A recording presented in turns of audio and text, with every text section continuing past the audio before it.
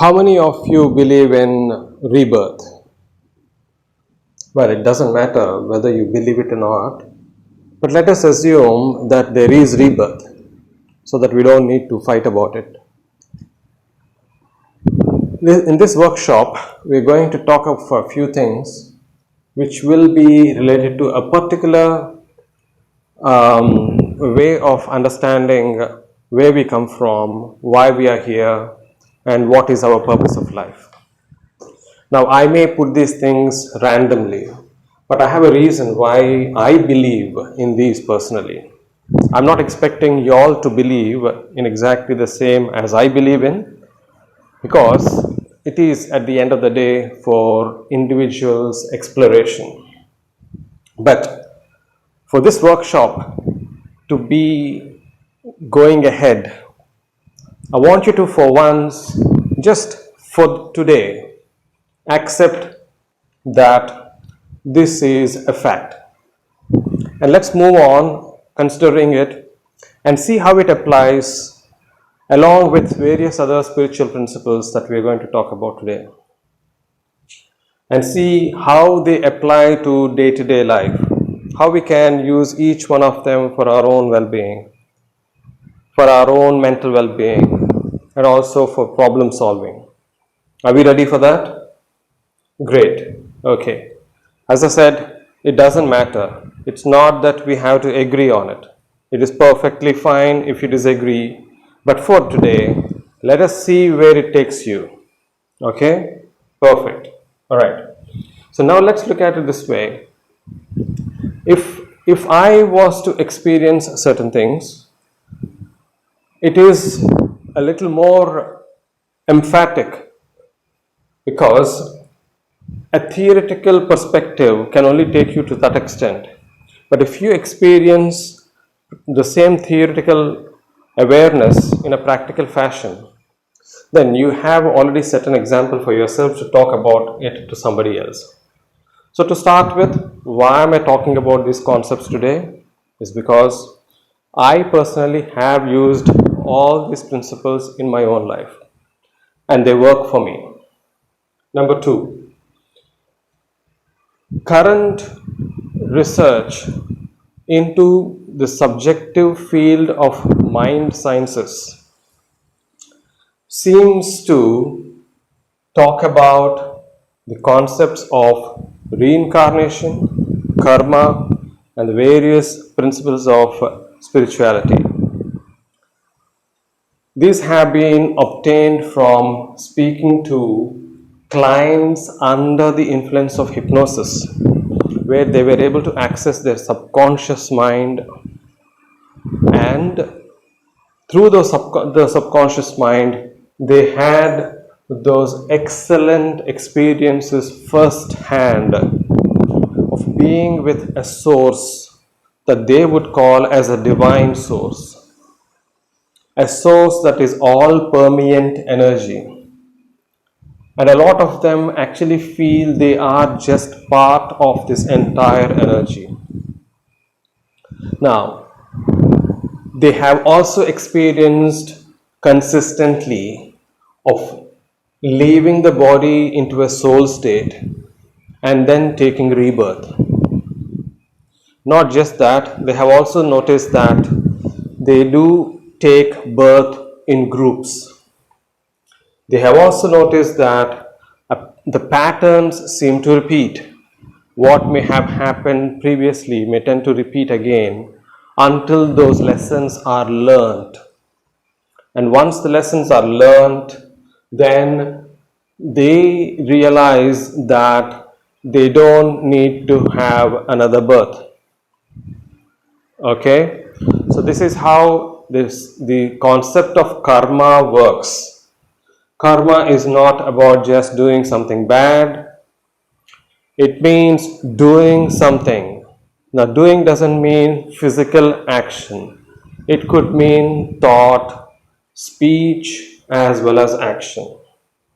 Any of these things done is action. It doesn't need to be necessarily bad for us to have a rebirth.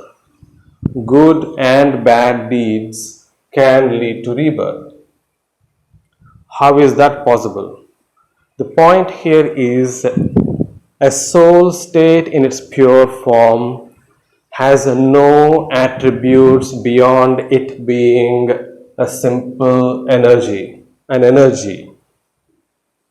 It has no attachments. So, any good impression or a bad impression is an attachment. So, it requires no attachment to be free. It's like, for instance, if there is an ocean of water and you take a drop of water out of it, it's exactly of the same quality as the entire body of ocean. Now imagine the entire body of ocean to be that all permeant energy. And you are part of this energy, and you are the tiny speck of water. You and that body of water are exactly the same in its quality. But let's now put a drop of color into that water, into the water drop. The color changes. So it has developed an attribute. Now add a little bit of sugar into it or a little bit of salt into it. It has developed further attributes. Now depending on what you add, the attributes you like or the attributes you dislike, they are all now attached to this drop of water. Now, if this is to be taken as an example of how we understand our soul state. Soul state in its pure form was that colorless, tasteless form of water droplet. It has no attributes. But now the drop has acquired so many attributes. It just carried on one after the other. It just kept on adding.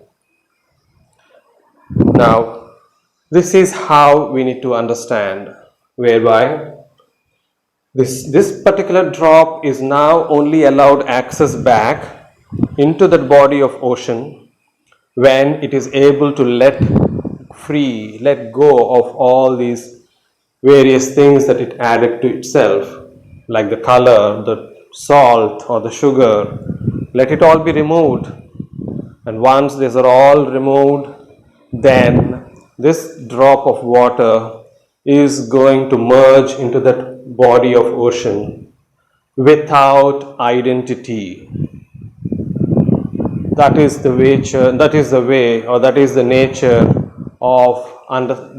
how we can understand the nature of this cosmos. I hope that is clear. And let's move on ahead.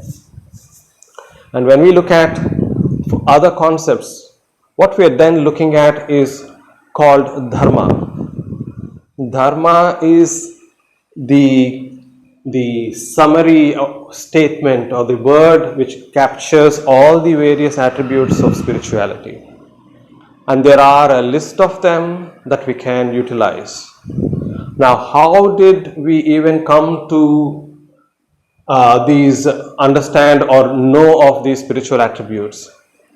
They are all required, they are all perhaps essential for this particular drop to be able to go back and merge with the body of ocean.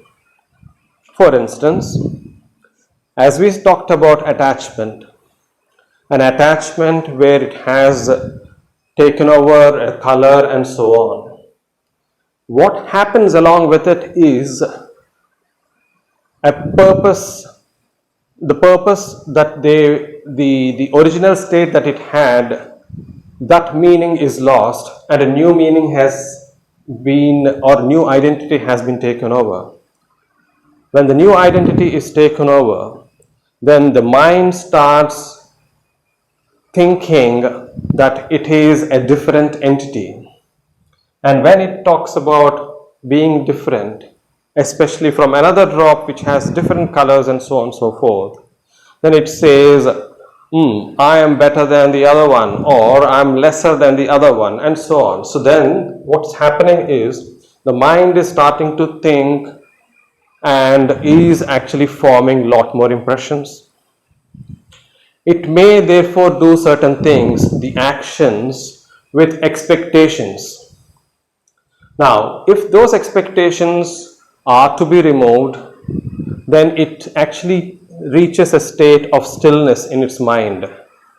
And similarly, the senses that we use may also be kind of used for purposes which were not supposedly to be used in the original form.